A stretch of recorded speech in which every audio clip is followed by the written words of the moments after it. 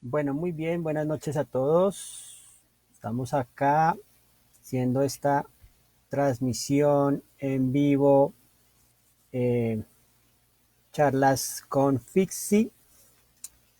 Bien, hoy vamos a hablar o vamos a iniciar esta sesión de encuentros en el confinamiento con un buen autor de la casa, el bien querido y bien ponderado Philip K. Dick, y hoy vamos a hablar de Valis, esta novela que de alguna manera se enmarca dentro de lo que es la etapa mesiánica.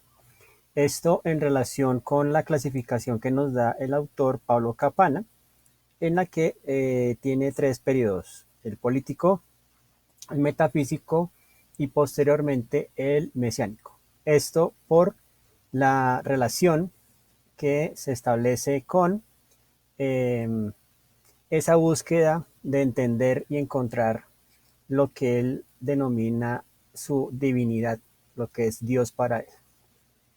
Eh, Hablando ya en concreto, unos puntos claves para entender esta novela tienen que ver con una experiencia que, digamos, va a ser, digamos, como un punto de inflexión en su vida, y es una experiencia que va a vivir en marzo de 1974, a la que se denominó pues la experiencia divina, y de esto pues va a salir eh, nada más y nada menos que su exégesis. Por acá tenemos la exégesis de Philip K. Dick. Nada más y nada menos un proyecto que hizo posible el señor Jonathan Lethem, que es admirador, confeso, de la obra de Philip K. Dick, y junto con la hija Isa Dick y otros más, y Christopher también, Christopher Dick, empezaron a recopilar todas estas anotaciones que él desarrolló entre el año 1974 a 1976. Inclusive dejó un tiempo, volvió y empezó. Y bueno, saludamos en este momento a nuestra sintonía: Fabitus Alfaro, un abrazote; Sergio Caro, perfecto; Mauro Vargas en sintonía; María José Numa, Majo Numa está con nosotros, hombre, claro que sí, hay que seguir alimentándonos. Bien, como les venía diciendo, entonces esta exégesis es como un encuentro cercano con esta divinidad, con Dios. Obviamente aquí es donde ya Philip empieza como a targiversar las cosas y empieza como a desencadenar una sinapsis muy particular, al punto en el que dice que realmente no estamos viviendo en el presente, sino que esto es una capa que oculta la realidad, y es que aún estamos bajo el poder del Imperio Romano. Estamos en el año 70 del Imperio Romano, de la época común EC, o sea, 70 EC. Es decir, algo muy importante es que también siempre se habla de una frase que él tenía, y un sueño recurrente donde se afirmaba que el imperio nunca ha terminado. Eso es un punto importante. Eso por un lado, el tema de la exégesis. Y por otro lado, hay que tener muy presente pues el reconocer como una que otra obra, precisamente como el periodo metafísico, que es como una etapa que se da entre 1965 a 1974. Entre esas está Ubik, Fluyan mis lágrimas, dijo el policía; Scanner Darkly, o Una mirada en la oscuridad, que esa novela está inspirada o se basa básicamente en su etapa de rehabilitación en Canadá. Cuando él ingresa de forma voluntaria, pues está allí como en esa rehabilitación, y ahí conoce pues a un montón de adictos que después se van a convertir en los personajes de esta obra. Inclusive pues recordemos esta película hecha con calco interactivo, ¿no? Mentiras, esto es con esa técnica digital, no lo recuerdo, pero ahí se vendrá, ¿no? Bueno, entonces, esos son como los puntos claves para empezar a tomarle gusto y sentido a Valis. Esta novela también hace parte de una trilogía. Esto digamos que no, sino también como más o menos una serie de coincidencias. Entonces está la invasión divina, está la transmigración de Timothy Archer, que esa novela es como un homenaje póstumo a uno de sus mejores amigos, el obispo Pike, que inclusive con él tuvo bastantes discusiones sobre el tema de las creencias religiosas, y Valis. Entonces esas son las tres novelas que enmarcan como esa búsqueda mesiánica. Eh, en sí, la novela tiene una alta clave autobiográfica. Es básicamente él haciendo una serie de conexiones a partir de un registro particular. Este registro lo va a hacer a partir de una división muy particular. La división es la siguiente, o sea, Philip se separa en dos. Por un lado está Amacaballo Obeso, Horse Lover Fat y Philip K. Dick.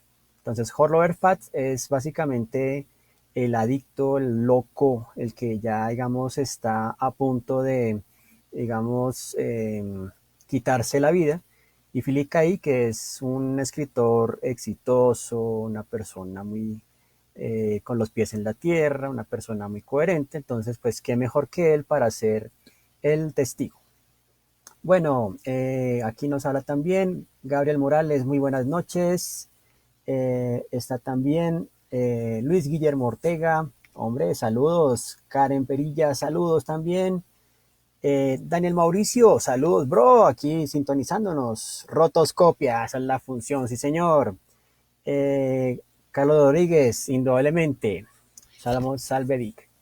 Entonces, siguiendo con el rollo, esta división empieza con Amacaballo Obeso, que decide tomar la llamada de Gloria, que es una amiga cercana, que es muy adicta y está recolectando, perdón, eh, barbitúricos, ¿no?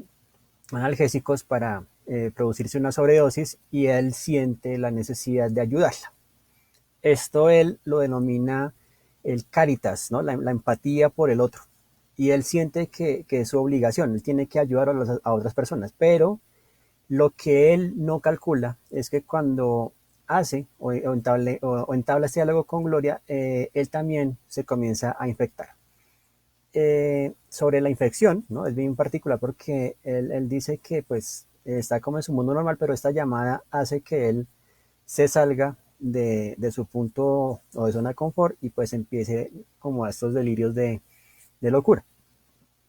Bueno, saludamos también a Luis Alcero, Ángel Naranjo, Santiago Eslava, Carlos Clavijo, saludos a todos ustedes que están sintonizándose en este momento. Bien, entonces así arranca el rollo. Amacaballo Obeso habla con Gloria y ya siente que ya no está bien.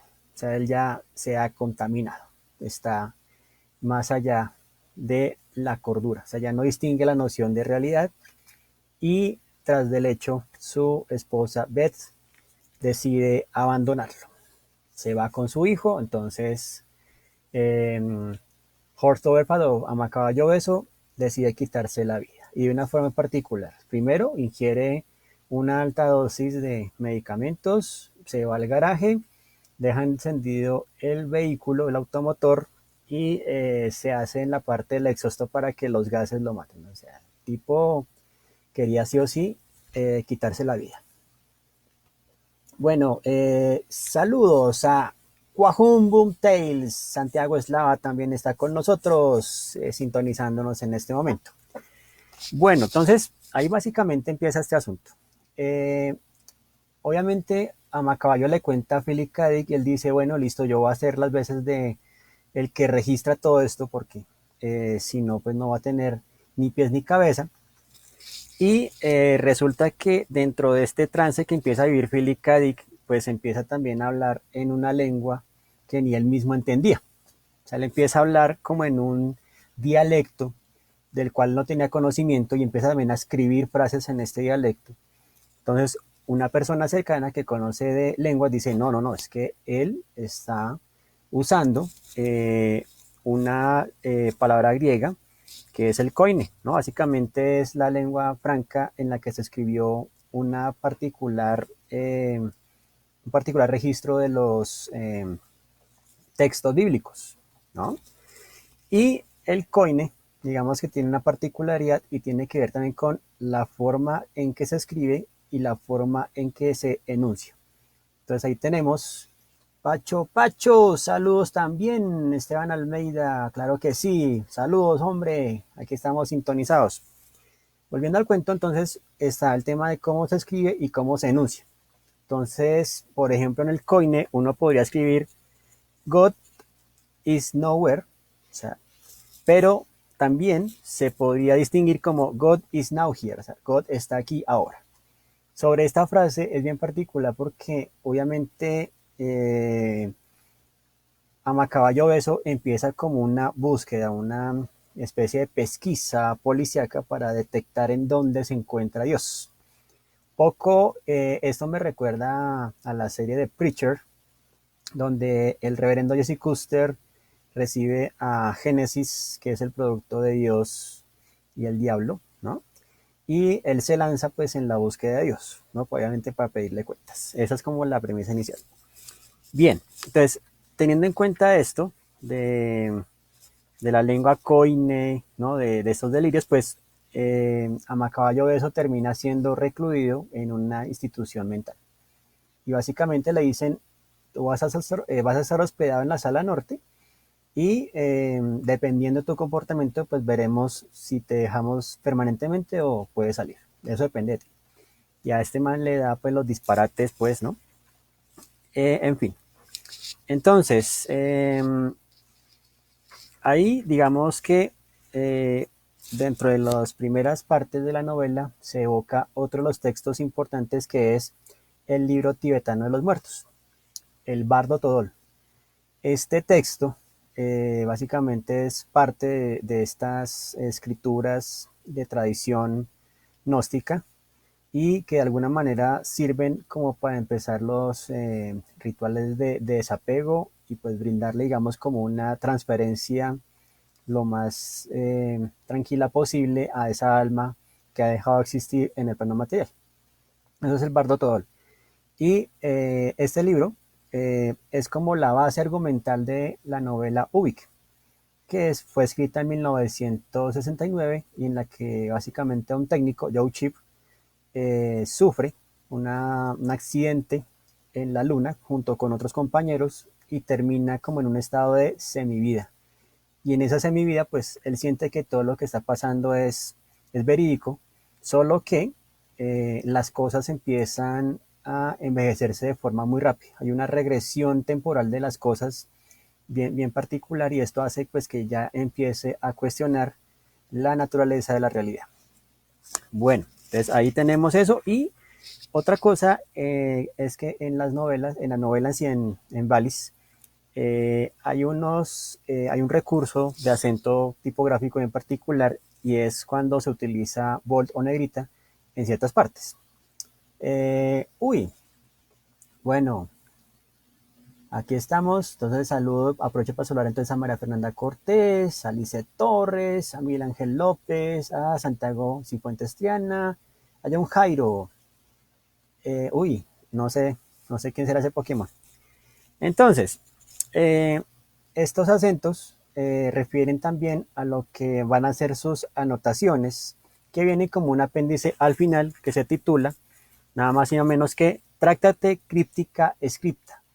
Eso utilizando el latín, ¿no? Entonces, eso también evoca a otro gran autor, o más bien un gran pensador del lenguaje, que es Ludwig Wittgenstein, uno de los autores, digamos, más complejos de entender, pero que de alguna manera representa un punto particular en las discusiones sobre el lenguaje. Entonces, recomiendo, si quieren, digamos, revisar la obra de Wittgenstein, revisar lo que son las investigaciones filosóficas.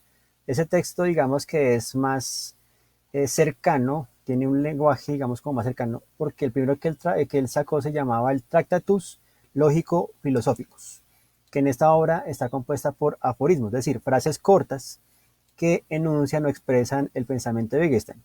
el hecho de que escriba corto no quiere decir que sea claro. Por el contrario, es más encriptado aún. Bueno, aquí llegó también Mauricio Medina, perfecto. Y Eren Andrés que también nos está acompañando en este momento. Bien, entonces ahí vamos, ¿no? Vamos construyendo ese asunto. Amacaballo Fat está en la sala norte de un hospital psiquiátrico, está en recuperación. Eh, Obviamente, pues están evocando siempre sus notas, su exégesis, en la cual habla de que hay dos mundos, ¿no? Habla también, digamos, de el yin yang, de las contraposiciones, digamos, como del mundo positivo negativo. Y de repente llega a atenderlo el doctor Stone. Es un personaje que aparece allí, emerge y empieza pues a dialogar con Amacaballo Beso. El diálogo, digamos que es muy enriquecido en la medida en que ambos como que están sintonizados en la misma frecuencia, es decir, con el mismo grado de locura. Y de alguna manera, pues empieza a hacer una reflexión y dice, bueno, Gloria me lanzó un enunciado que me enfermó, me contagió, pero el doctor Stone me está dando algo diferente, me está curando. ¿Y cómo hizo el doctor Stone? Simplemente comenzó a llevarle el hilo. Bueno, hablemos de esa divinidad, de dónde está Dios, ¿no? Digamos, de qué es lo que usted pasó, ¿no? Por esta transición que tuvo espiritual. Y de algún modo, al final de esta charla, esta discusión, le pasa unos manuscritos que tienen que ver con lo que se conoce como los códices de Nag Hammadi.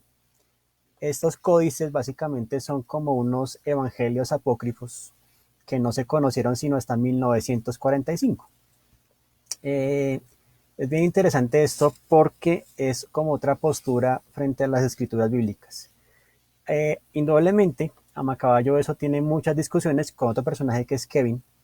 Kevin es, digamos, un personaje cínico que todo el tiempo va a estar, es, digamos, como mirando la forma de quebrar a Macaballo eso. O sea, básicamente como tentándolo para que empiece a lucubrar cosas y obviamente vuelva a deschavetarse. Entonces Kevin, digamos, es como este elemento detonante.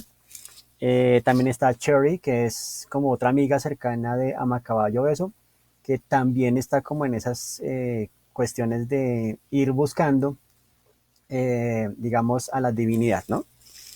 Entonces, así fue. El doctor Stone le entrega pues estos manuscritos de Nag Hammadi, le indica inclusive que él es la autoridad, ¿cierto? Y de cierta forma, pues él dice, ah, caray, de aquí tomo una cita bien particular. Siempre le dije a la gente que en todos nosotros hay una enunciación, una serie de palabras que tiene el poder de destruirnos. Cuando Fad me habló del Dr. Stone, advertí, esto ocurrió años después de haber advertido lo anterior, que hay otra enunciación, otra serie de palabras capaz de curar. Si uno es afortunado, escucha la segunda, pero no puede saber si escuchar la primera. Así es el orden de las cosas. Entonces ahí, digamos que ya encontramos el punto donde vamos a ver el tema de la enunciación. Bueno, digamos que hay otro acontecimiento que está contextualizado dentro de esta experiencia religiosa que tuvo en el año 74 y es el famoso rayo rosa. Este episodio es bien particular en la que cuenta la leyenda que Philip K. Dick estaba muy tranquilo en su sofá, recostado, se había puesto sus audífonos de buen sonido y estaba escuchando Strawberry Fields Forever, ¿no? De The Beatles. Recuerden que esta canción siempre comienza con el tema de cuestionando la realidad. Entonces, oh sorpresa, él está escuchando esta canción, es invadido por este rayo rosa y de alguna manera este rayo como que le transfiere información, le transfiere algo en particular y una vocecilla, digámoslo así, con reverberación, empieza a decirle como tu hijo Christopher tiene un tumor que si no se opera a tiempo puede ser contraproducente. Automáticamente Él se quita los audífonos y le dice a su esposa, el niño tiene un problema congénito, hay que llevar al hospital inmediatamente. Ah, pero yo no puedo porque es que me da mucho miedo salir, yo no puedo salir. Entonces la esposa lo lleva al médico y efectivamente le dicen, sí, el niño tiene un tumor, lo podemos operar. Y esto pues ya como que al buen Philip le dio como, digamos, ya esa sensación de, uy, tengo un poder del cual no sabía que era capaz. Inclusive hay una cita en esta novela que más o menos dice, el cuerpo desconoce las capacidades de la mente o la mente desconoce las capacidades del cuerpo. En ese orden de ideas, ¿no? Básicamente. Bueno, eh, ahí, ¿no? Digamos que tenemos entonces el Rayo Rosa, tenemos los manuscritos de Nag Hammadi, tenemos al Doctor Stone, pero Philip sigue con la inquietud de tengo que ayudar a la gente. Es que ese es mi don, tengo que ayudar. Y hay un terapeuta dentro de la sala de nota que le dice, no, no, no, no, o sea, lo que usted debería hacer es todo lo opuesto, hermano. O sea, más bien debería irse como, no sé, váyase a la playa, gócese la vida, qué sé yo, pero ayudar a la gente no, hermano, porque eso lo puede volver a darle una recaída.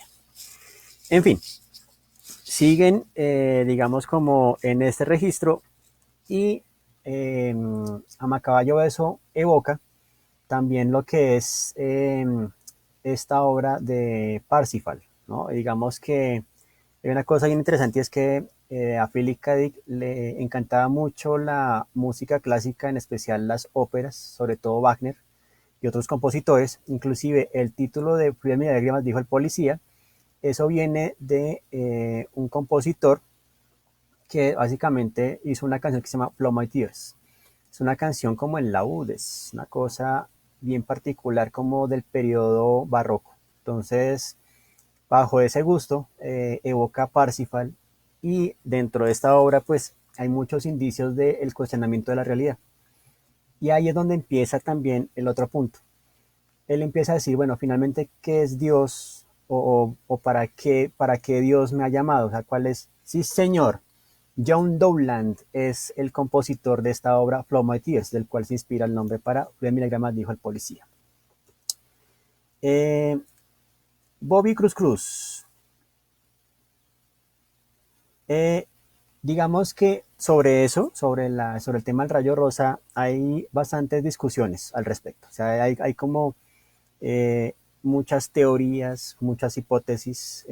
Indudablemente, pues estamos viendo que eh, todo el efecto de la experiencia religiosa de Philip K. Dick, que inclusive hay un cómic que hizo el ilustrador Robert Crumb, nos habla de que él está bajo los efectos del pentotal. Entonces, obviamente muchos apuntan a que muy probablemente sí haya existido, pues obviamente algunos residuos de los alucinógenos y pues eso haya producido como esa cercanía en su proceso de sinapsis mental. Es factible, pero sobre eso hay muchas teorías. Bien, ahora quiero leerles, ¿no? Eh, hay una cosa bien importante y es que la novela abre con una cita de El Gran Diccionario Soviético. La cita viene de la sexta edición de 1992. Recordemos, esta novela fue escrita o publicada en el 81, entonces esto era el futuro. Y dice la cita, VALIS, siglas de Vast Active Living Intelligence System, Vasta Activa Viviente Inteligencia, Sistema D. Nombre tomado de un film norteamericano. Perturbación del campo de la realidad por el que se forma un vórtice negentrópico, autocontrolado y espontáneo que tiende progresivamente a subsumir e incorporar su propio ambiente como estructuras de información. Se caracteriza por contar con una cuasi conciencia, finalidad, inteligencia, desarrollo y coherencia armilar. Esta es la primera cita y ya como que uno dice, bueno, vamos a ver qué es lo que está pasando acá, ¿no? Sin embargo, pues si se dan cuenta, hasta lo que les llevo reseñado, no tenemos alguna noción exactamente de qué es Vales. Eh, Sin embargo, digamos que empieza ya otro quiebre dentro de este registro que lleva Philip K. Dick, y es que Philip dice, es que, hombre, el asunto es que lo que me han transferido es información. y es información viva, la información dinámica. Para mí, Dios es información viva. Entonces, al hablar de información, ya empezamos a engranar con otros los componentes que inclusive se explaya muchísimo más en la novela Radio Libre Albemuth, que es básicamente como esta conexión, ¿no? Con eh, esta conexión con seres extraterrestres. Entonces ahí ya empezamos a conectar un poco a la idea de Carl Sagan, a la idea de otros tantos que han hecho contacto alienígena, pues ahí tenemos esto, ¿no? Bien, eh, ahí vamos viendo y que en algún momento pues llega Kevin, ¿no? Ya Horse Over Fat, o sea, Amacaballo Fat ha salido ya de su rehabilitación, se encuentra con Philip K. Dick y ellos, y Kevin les dice, oigan, hay un filme que se está proyectando cerca de mi casa, entonces, ¿por qué no vamos a verlo? Entonces ellos dicen, bueno, vamos a ver el filme. Y el filme se llama Valis, ¿no? Y está hecho, está producido por un músico que se llama Eric Lanton. Ahora, no sé, ¿no? Digamos que ya eso es como una conexión que uno empieza a hacer exactamente dónde está la conexión con Eric Clapton. No sé si es Eric Clapton o no.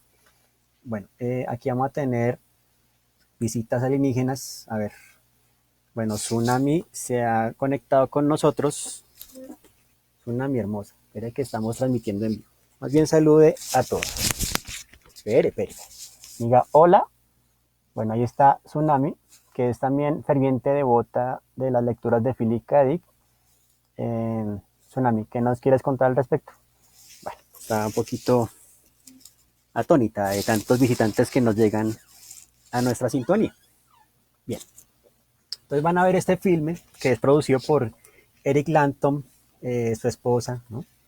Y hay un músico que compone pues toda la banda, sobre todo el soundtrack, y resulta que dentro de la película se ve como una especie de ingenio eh, que puede básicamente tratar de, digamos, generar rayos y a partir de ellos empezar a decodificar mensajes y enviarlos a través, digamos, como del espacio. Esos mensajes llegan codificados a través de la música. Esto no es nada raro. Recordemos también lo que pasó con el famoso proyecto del MK Ultra, ¿cierto? Que es básicamente era, digamos, cómo tratar de generar, ¿no? Un control mental a través de las ondas musicales y a partir de ciertas palabras. Entonces, este proyecto, digamos que estaba, digamos, articulado con la banda Grateful Dead.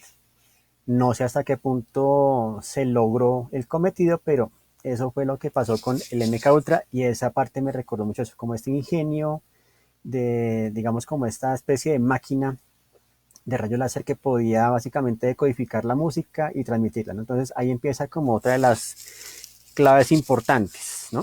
De todo este rollo. Bueno, ven el filme y empiezan a aparecer unas cosas, ¿no? Imágenes desérticas, ¿no? Piensen, digamos, como en estos filmes tipo Kuyoniskatsi y esa clase de trilogía, digamos, como de mucha imagen y sonido, más o menos por ese lado.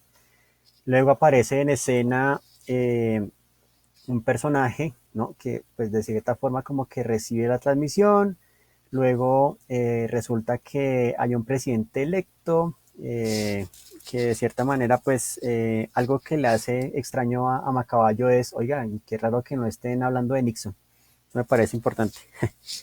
¿Por qué cita esto a Macaballo? Porque indudablemente eh, durante su periodo metafísico, o sea, la parte de los años 60, donde escribe Ubik y todas esas obras, ¿no? Eh, digamos que entra Nixon a la presidencia y Philip K. ya entra como con un rechazo al man, inclusive le llama el Tricky Dick, ¿no? O el sucio Nicky, ¿no? El tramposito, pues, ¿no? Y el que haga la mención es básicamente como diciendo, vea pues, no, o sea, Nixon no es como algo eterno. Bueno, eh, hay una cosa importante también ahí, ¿no? y es que todo el tiempo se recalcan en sus anotaciones, ¿no? En particular, ¿no? Espérenme que estoy buscando acá las citas, ¿no? Entonces, en la exégesis, por ejemplo, hay una parte bien particular donde él dice, lo uno era y no era, y deseaba separar el no era del era, de modo que generó un saco diploide que contenía, como la cáscara de un huevo, un par de mellizos, cada cual un andrógino que giraba en direcciones opuestas, el yin y el yang del taoísmo. Lo uno es el Tao. El proyecto de lo uno consistía en que ambos mellizos llegaran a coexistir, pero motivada por el deseo de ser, que lo uno había insuflado en ambos. La melliza, que giraba de derecha a izquierda, rompió el saco y se separó prematuramente. Esto es, antes de que se cumpliera el término. Esta era la melliza oscura, o yin. Por tanto, resultó defectuosa. Cuando el término se cumplió, el mellizo juicioso salió a la luz. Cada uno de los mellizos era una entelequia unitaria, un organismo singular constituido por psique y soma, que aún seguían rotando en direcciones opuestas. Esta cita básicamente es una reminiscencia a una cuestión que lo marcó toda su vida y es el fallecimiento prematuro de su hermano. Recordemos muy rápidamente, Philip nace en diciembre 28 de 1928. No, perdón, no, diciembre 16 de 1928. O sea, cuando en plena, cuando empieza o va a hacer la, digamos, la caída de la bolsa. Y pues los padres de Philip, ¿no? Pues tenían a Jane, tenían a Philip y pues no tenían muchos recursos, entonces tenían que tomar decisiones. La madre pues digamos que no les dio la mejor alimentación y de cierto modo pues Jane fallece y Philip es llevado a la incubadora. Entonces por esa razón también el tema de la semivida es bien importante en ese sentido. Entonces esta cita básicamente lo que habla es eso, ¿no? Como esa búsqueda permanente que hizo Philip por tratar de saber o tratar de remediar esa situación y pues él siempre decía que la que merecía vivir era su hermana Jane y no él. Entonces fue también como otra de las culpas que se llevó, digamos, a cuestas, ¿no? Durante toda su existencia y pues esta cita de su exégesis hace referencia a eso. Entonces, como van viendo, digamos que lo que va haciendo esta novela es empezar a reconectar parte de su biografía y parte de sus obras, pues como en esta búsqueda de esa deidad, de Dios, ¿no? Eh, y cuando terminan de ver el filme, pues obviamente Amacaballo dice, claro, eso era, ahí está la relación.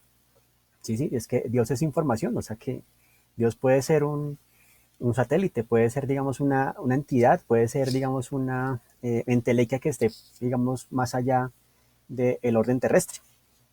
Y de alguna manera, digamos que vuelven a verla otra vez, como la ven tres veces, mejor dicho. Se vuelve el fin de culto para estas tres personas. Y Kevin le dice a Philip K. Dick, hombre, ¿habrá manera de contactar a Eric Lanto, al realizador de esta película? Hombre, pues no sé, hombre, usted tiene agentes, usted está conectado con el mundo del cine, ¿no, acaso no vendió ya sus derechos? Ah, sí, sí, ahí ya está en curso Sueños Andes con las eléctricas y sí, sí, tengo algunas adaptaciones en curso, sí, sí. Entonces ahí vemos, ¿no? Que Philip K. Dick es como el que lleva las cosas muy bien, está como pasando un buen momento en su vida, mientras que a caballo se está vuelto a nada. Pero recuerden que esto es un desdoblamiento, básicamente se está desdoblando uno del otro. El cuento es que después de muchos ires y venires, logran contactar con Eric Lanton. Obviamente pues hay como una correspondencia misteriosa, ¿no? Le llega como una carta donde dice Rex, ¿no? Así, en esas palabras. Y él tiene que responderle. Entonces básicamente él le dice, uy, me llegó esto. Entonces voy a responderle con Félix, ¿no? Entonces vuelve y le reenvía esto. Esta frase, res felix, es básicamente una frase en latín que hace alusión pues como al tema del bienestar humano. No es tanto como la traducción directa de rey feliz, sino básicamente como de algo cercano como a esa idea bienestar espiritual, ¿no? Entonces ahí se devuelven como este correo encriptado entre ambos y luego la llamada milagrosa a mitad de la noche, donde Eric Clapton habla con Philip K. Dick, ¿no? Y le dice, bueno, en fin, eh, ¿les gustaría que nos encontráramos? Obviamente, pues este man le dice, sí, claro que sí, encontrémonos, listo, yo voy a estar unos meses aquí en un mes aquí en California, entonces miren a ver la posibilidad de cómo nos podemos encontrar, todo el rollo. Y pues obviamente ellos dicen, él dice, no, sí, sí, de una, vamos para el encuentro. Bueno, ahí también, ¿no? Digamos que después le transmite, digamos como que a sus compañeros, a Kevin, a Macaballo, a Sherry, ¿no? Les dice, bueno, ya este man me contestó, podemos encontrarnos con el man y tenemos que tener como un nombre, ¿no? Como una identidad, pues para que seamos como unas personas serias, ¿no? Que básicamente queremos, básicamente hablar con él, ¿no? Eh, Aquí, más o menos en ciertas páginas, pues habla más o menos de qué trata el Film Valis, ¿no? Entonces, el Film Valis trata de una pequeña empresa discográfica en la ciudad de Burbank, la Meriton Records, propiedad de un tal Nicholas Brady, genio de la electrónica. La época, por el estilo de los automóviles y la especie particular del rock que se ejecuta, parece ser fines de la década de 1960 o principios de 1970, aunque con algunas extrañas incongruencias. Por ejemplo, no parece existir Richard Nixon. El presidente de Estados Unidos se llama Ferris F. Fremont y era muy popular. Durante la primera parte del film había súbitas transiciones en las que se exhibían fragmentos de noticiarios de TV que difundían la animada campaña en favor de la reelección de Ferris Fremont. Y aparece pues Mama Gansa, ¿no? Esto básicamente es como el personaje estrella de rock, ¿no? Inclusive aquí él dice, la estrella de rock en la que en la vida real era el mismo nivel que Bowie, Zappa y Alice Cooper. Vea, Philip estaba enterado de las grandes proezas de la música. Interpreta a un compositor de canciones entregado a la droga, decididamente un perdedor. Solo el hecho de que Brady le seguía pagando le permitía sobrevivir. Gansa tenía una mujer muy atractiva de cabellos extremadamente cortos y que parecía una extraterrestre, con una cabeza casi calva y unos enormes ojos luminosos. Eso es más o menos lo que va sucediendo, ¿no? Entonces, como les iba diciendo, ellos van a encontrarse pues con Eric Clapton, el creador de Valis, ¿no? Y toda esa historia porque Amacaballo dice, él mantiene la respuesta, la clave para todo lo que tenemos que tener presente, ¿no? Y dicen, bueno, listo, pero entonces pongámonos un nombre. Entonces ellos se van a colocar la sociedad Refinan, que hace referencia al pez, ¿no? Que era la representación del cristianismo primitivo, del cual dice Philip, no hemos salido, ¿no? Y hay una parte donde están dialogando con Eric Clapton y él le dice, el Buda está en el parque, ¿entienden? Y obviamente dice, no, no entendí. Gautama nació en un gran parque llamado Lumbini. Es una historia como la de Cristo y Belén. Si la información fuera Jesús está en Belén, sabría lo que eso significa, ¿no? Asentí con la cabeza olvidando que hablamos por teléfono. Ha estado durmiendo casi 2000 años, dijo Lambda. El asunto aquí es que también nos recuerda un poco este pasaje de Alicia en el País de las Maravillas, donde se habla del Rey Rojo, ¿no? El sueño del Rey Rojo, en el cual básicamente se dice que el Rey Rojo, mientras duerme, produce todo un mundo. Si se despierta, ese mundo colapsa. Entonces, más o menos, esa frase hace alusión a eso, y es un pasaje que también viene, digamos, de las mitologías de la India, ¿no? Recordemos que creo que es Brahma duerme un sueño, ¿cierto? Y si se despierta del sueño, quiere decir que van a colapsar, ¿no? Entonces, eso es básicamente la cuestión. Pero la vaina, digamos que empieza a componerse. Entonces, vieron el filme que le da clave de interpretación a Macaballo obeso, y Eric Clapton le dice, hombre, le voy a decir una cosa, Amacaballo y Philip son uno. Y él dice, no, no puede ser. Sí, ustedes son lo mismo, ustedes son uno. No, no puede, digamos, negarlo. Y ahí es donde de alguna forma empieza pues como el cuestionamiento de este recurso de escritura. En fin, ya como que llegan a verse con Eric Clapton, está como en una especie de rancho así campestre y toda la cosa, y le dicen que se van a entrevistar con alguien.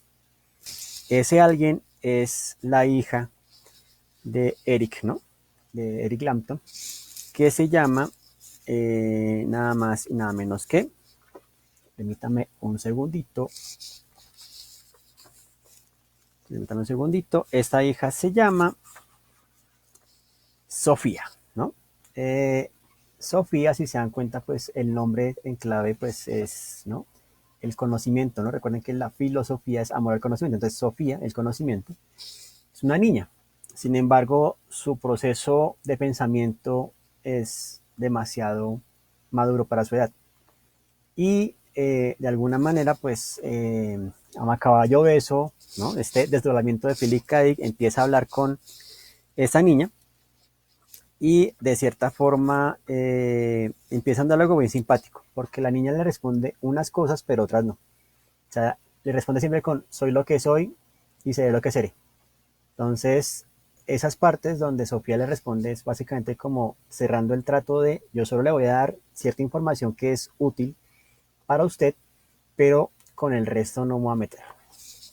Entonces, obviamente le hacen preguntas, ¿no? Inclusive, recordemos rápidamente cuando Homero Simpson y Apu se van, ¿no?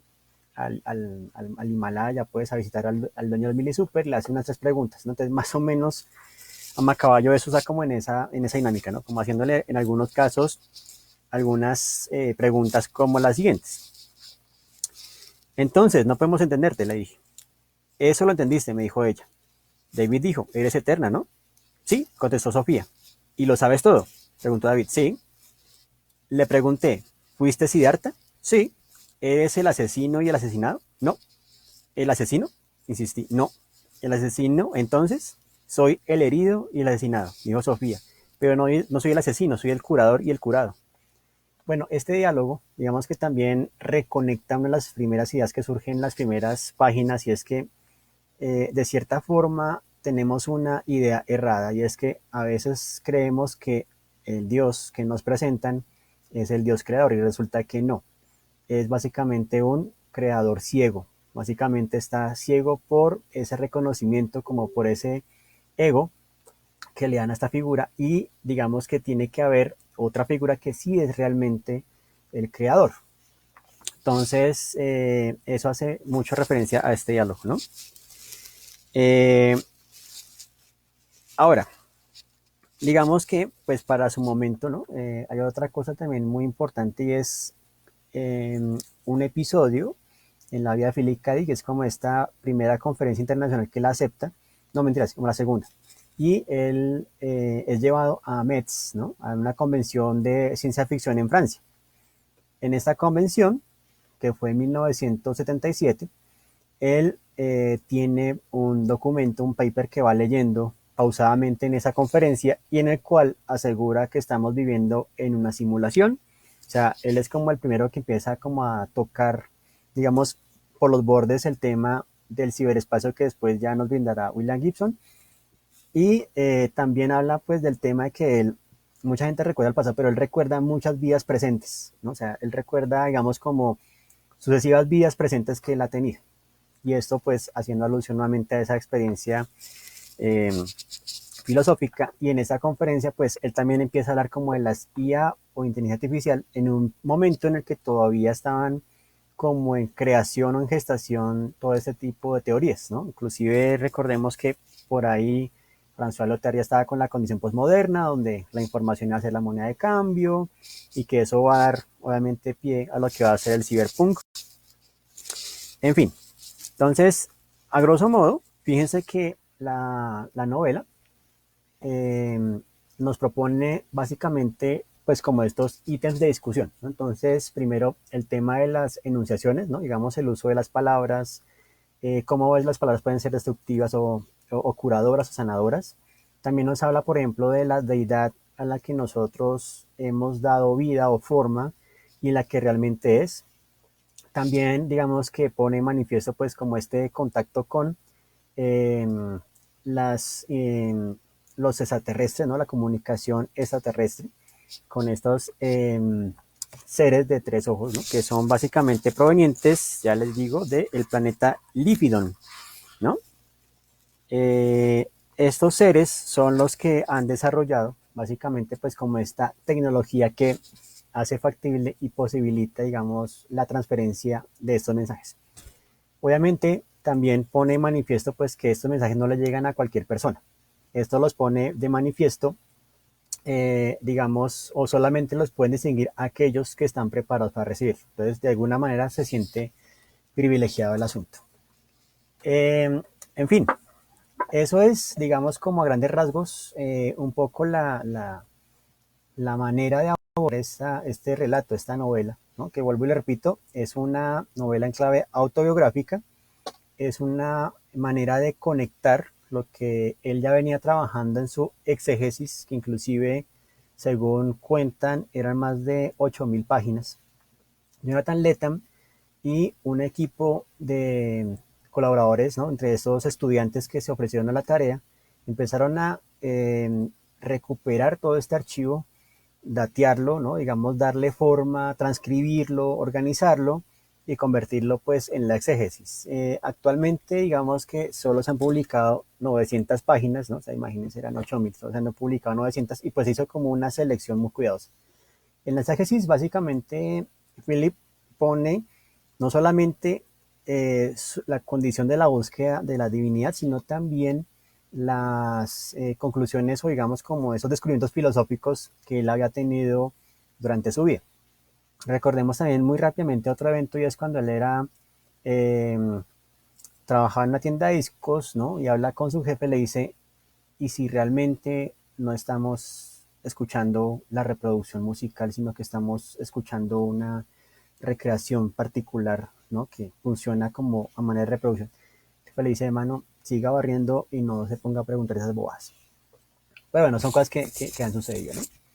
Bien, entonces no sé si de pronto los que están sintonizando, saludo aquí también a Sergio Salazar, saludo también a eh, Martín Gris, saludo también a Luismo, a el gran Diego Sánchez, Pixel, gracias por sintonizarnos. Eh, Bobby Construx también nos tiene esta dato, ¿no? Hay un ensayo de William Burroughs donde se habla sobre experimentos alrededor del sonido, sí señor. Sí, señor, eso es la máquina eléctrica, si mal no estoy. Recordemos que no sé hasta qué punto tuvieron cercanía entre ellos, pero imagínense, tenían como unos pensamientos muy cercanos. Bien, no sé si de pronto en este punto tienen como inquietudes, preguntas, algo que de pronto haya quedado ahí como en las nubes, ¿no?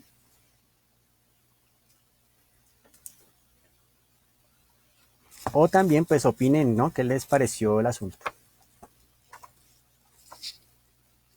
Bueno, hay que mirar también que los personajes que él está colocando en la novela son como alteraciones, ¿no? Porque digamos, Philip tuvo muy pocos amigos cercanos, gente que realmente lo ayudó, pues entre ellos está el obispo Pike y está Timothy Powers, ¿no? Que es otro gran escritor de ciencia ficción.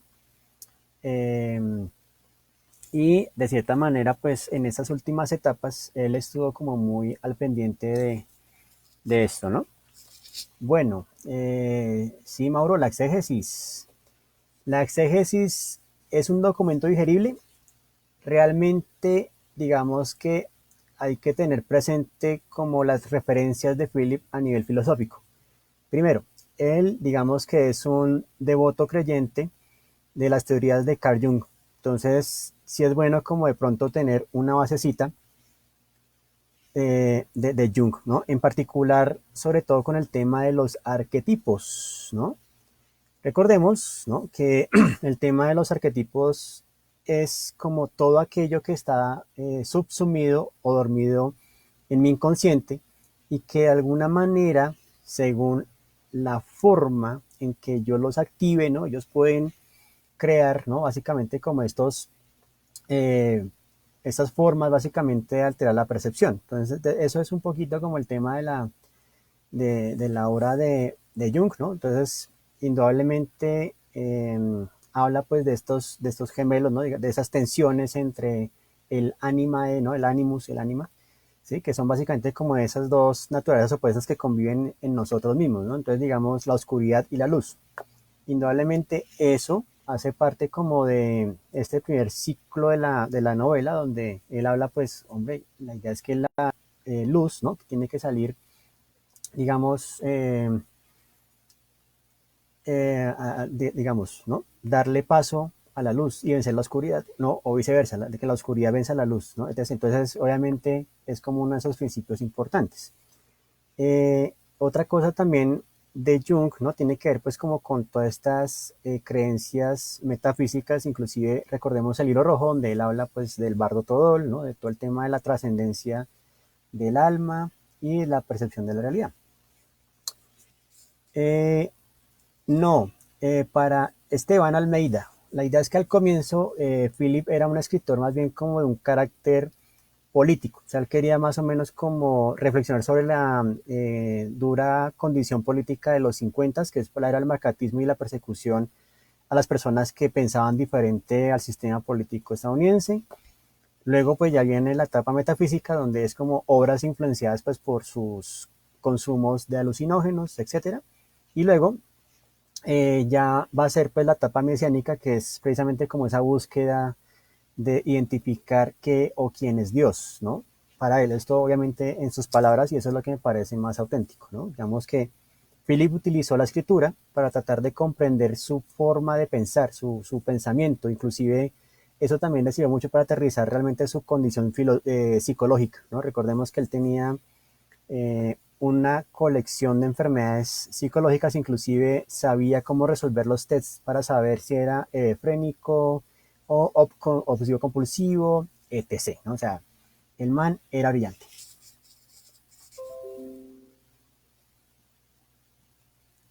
Uy, Bobby, yo creo que eh, indudablemente, yo diría que Valis es como un poco lo que hizo Bowie con su álbum Blackstar, ¿no? Básicamente es como ya la despedida, ¿no? Ya como el punto de partida, pues como que ya vamos a abandonar este plano material, ¿no? Entonces,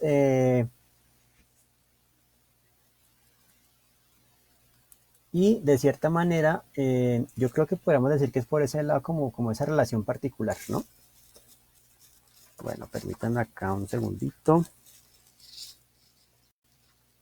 Sí, por acá, vamos a ver un par de cositas, ¿no? Ah, bueno, otra cosa también importante, bueno, aquí les quería mostrar, ¿no?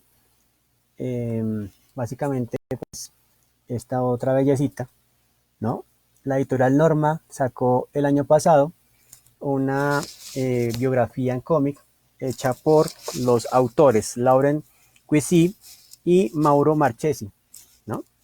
Estos dos autores hacen, pues, digamos, una descripción particular y les quería mostrar, pues, lo alcanzan a notar, vamos a ver, sí, ahí lo alcanzan a notar, básicamente lo que es el pasaje de El Rayo Rosa cuando está escuchando Strawberry Fields Forever, ¿no?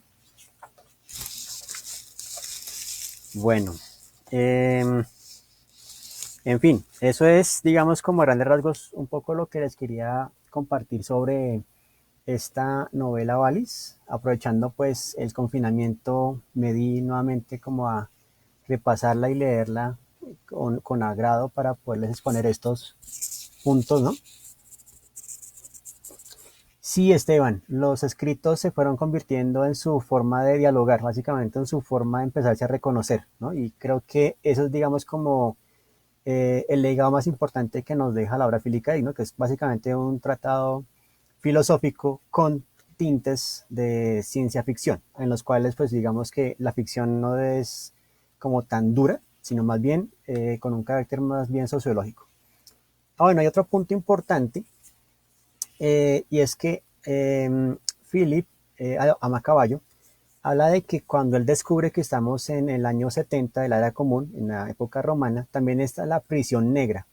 La prisión negra es como una suerte de laberinto que se ha ido construyendo, ¿no? Entonces, digamos que la humanidad misma ha construido un laberinto y no sale de él, ¿no? Digamos, es lo que me hizo Dédalo, pues cuando construye el laberinto, para encerrar al Minotauro. Entonces, de alguna forma, no podemos ver realmente lo que está detrás de la realidad o lo que percibimos como realidad porque hemos construido un gran laberinto del cual no hemos podido salir, ¿no?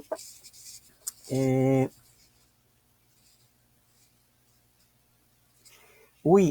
Bobby, Philip tiene una frase bien interesante al respecto y él dice, la verdadera base del poder político no se trata ni de las armas ni tampoco del poder, se trata de que las personas hagan lo que ellos dicen. Esa es como más o menos una forma de resumir. Y él diría, ¿no? Si estuviera vivo y estuviera aquí en Colombia, diría como que estos manes la lograron a la perfección. O sea, esa es básicamente la base del verdadero poder político, ¿no? Que digamos, hacer lo que ellos digan, ¿no? Entonces, eso sería como la opinión que nos daría Philip K. Dick. Esteban nos dice, ¿y cuál es su opinión en cuanto a las conclusiones o las temáticas que él trata?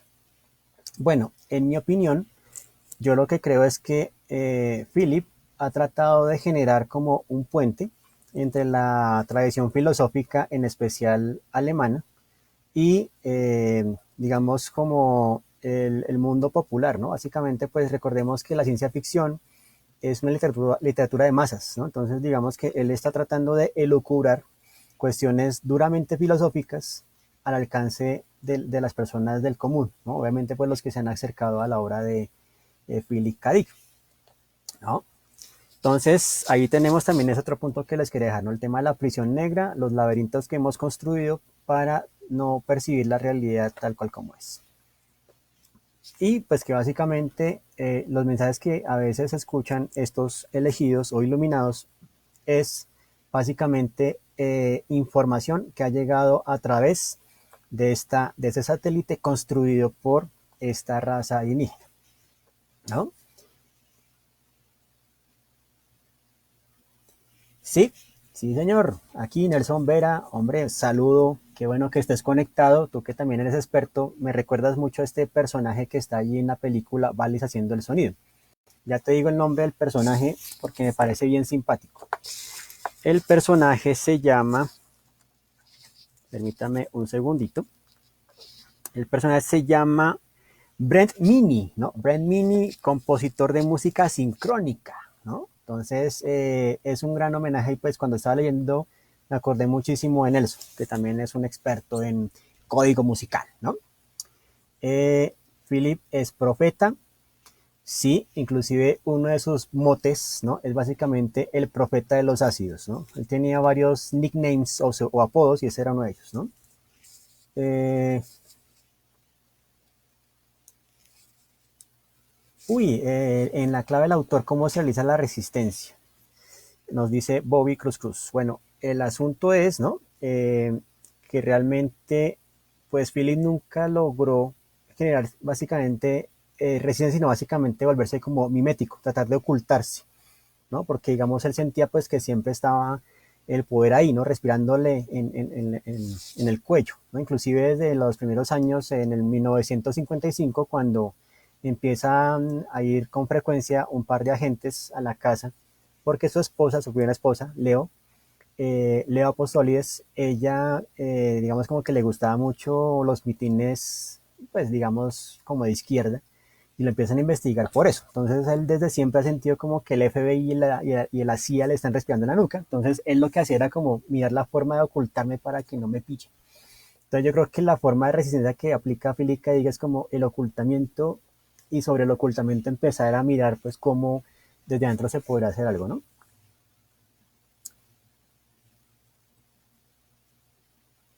Esteban, no, fue más bien una manera de darle significado a su existencia porque el hombre padecía en verdad unos episodios de depresión brutales. O sea, realmente tenía como sus momentos de brillantez y lucidez, pero también tenía unos momentos de caída total. Entonces yo creo que esas novelas, sus cuentos, ¿no? Fueron como una forma de darle un significado a su existencia y pues más o menos percibir de que sí existía en el mundo real. Más básicamente un poco pensemos en Inception, ¿no? Que es digamos como sembrar una idea entre otra idea. Ahora que me acordé, también hay otro punto y es el tema de las trampas chinas, ¿no? No sé si ustedes de pronto lo recuerdan, pero hay un concepto que es la caja china, ¿no? Porque básicamente es una historia dentro de otra historia. Entonces, cuando a Macaballo eso le cuenta a Philip K. Dick el tema de las trampas chinas, es básicamente eso, ¿no? Como la forma de meter, ¿no? Una realidad dentro de otra realidad, que es básicamente lo que él construye o hace todo el tiempo. ¿No? Inclusive hay un meme por ahí que dice como, hey, ¿te gusta la realidad, cierto? ¿Qué pasa si yo introduzco una realidad dentro de otra realidad? Ahí básicamente empieza como a anularse el sentido de eso. Y esto viene de un escritor que él admiraba mucho, que es Alfred Van Vogt, escritor canadiense que creo que hizo la novela El mundo de los Noah, que es básicamente un poco haciendo alusiones a ese asunto. Bien, eh, bueno, pues espero, ¿no? Realmente que les haya encantado esto. La idea es como promover unos diálogos más. De pronto en los comentarios podrían decirme pues qué les gustaría, si quieren que continuemos haciendo charlitas sobre este fantástico escritor. Posiblemente de pronto hagamos una sobre El hombre en el castillo, que es como inclusive una de sus obras que últimamente ha tenido una gran acogida gracias a la serie de televisión producida por Amazon Prime. Entonces podemos seguir con esa, podríamos programarlo para el día viernes, ¿no? Si todo nos sale bien. Y bueno, pues esto es Charlas con Fixi. Hoy el turno es para Valis, ¿no? De Philip K. Dick. Eh, claro que sí. Entonces aquí nos despedimos, ¿no? Básicamente Sebastián, ¿no? Nos dice, en la tradición de la ciencia ficción rusa hay ocasiones en las que también hay un juego con la realidad. Sin embargo, Ubik rompe a mi concepto con toda la tradición del manejo ruso de la realidad. Pero siempre me ha quedado una duda. Dick no rompería, perdón acá, no rompería con la sci-fi tradicional o moderna y abre paso a otra cosa. Sin duda. Inclusive, pues digamos que dentro de este marco de clasificación del sci-fi, pues él entra en lo que es el New Wave, ¿no? Que es como esta ciencia ficción que le da más aires de sociología y de filosofía que no tanto como de la ciencia ficción dura. Eh, Bobby Cruz, indudablemente sí, Philip nunca logró salir de la caverna platónica. Realmente él, digamos, miró por todos los ángulos, cada una de sus obras es como mirar esas cuartas paredes, pero nunca logró salir de ello, ¿cierto? Eh, gracias Esteban, así lo haremos, seguiremos. Juan Manuel, indudablemente sí, seguiremos con más eventos. Para la próxima, una tertulia sobre Ubik, bueno, pues sí, así hagamos la siguiente sobre Ubik para digamos, poner como le punto, ¿no? Entonces tenemos la etapa mesiánica con Valis, luego Ubik. Luis Acero, muchísimas gracias por este mensaje. Sí, Mauricio, entonces ya vamos entonces con Ubik. La idea es entonces que nuestro próximo encuentro será el viernes, ¿no? Eh, Januel Macobo, saludos también, hombre, qué bueno que nos estés sintonizando. Entonces, el próximo viernes tendremos una charlas con Pixie hablando sobre la novela Ubik de Philip K. Dick. Por lo pronto, me despido de todos ustedes. Muchísimas gracias por sintonizar este pequeño espacio. Eh, gracias a todos, ¿no? Un saludo también a Liceda, a Sebastián, a Carlos Clavijo, a Maura Luis, a nada más y nada menos por ahí vía Rodrigo Bastidas. Creo que sí, está por ahí, Rodrigo. Bueno, muchas gracias en verdad por sintonizar. Espero que les haya gustado. Y seguiremos entonces el día viernes con esta tertulia sobre Ubik. Por lo pronto, cuídense mucho, ya saben, sigan las recomendaciones, colóquense los gorritos de metal para que sus ideas no sean eh, coercionadas y nos veremos entonces muy pronto. Entonces, a todos, muchísimas gracias por su asistencia y nos veremos. Vamos a sintonizar entonces el próximo viernes, nuevamente a las 7 p.m. Voy a programar el evento para que todos estemos ahí, ¿no? Juana, gracias por tu saludo. Daniel Rojas, igualmente. Eh, Juerpuerca, ¿no? Ah, sí, toca una tertulia con Juerpuerca.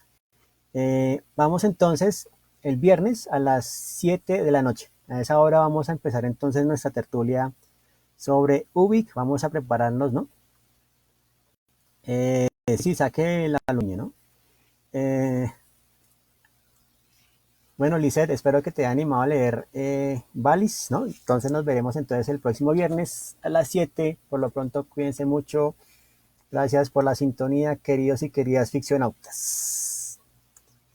Chao a todos. Chao, chao.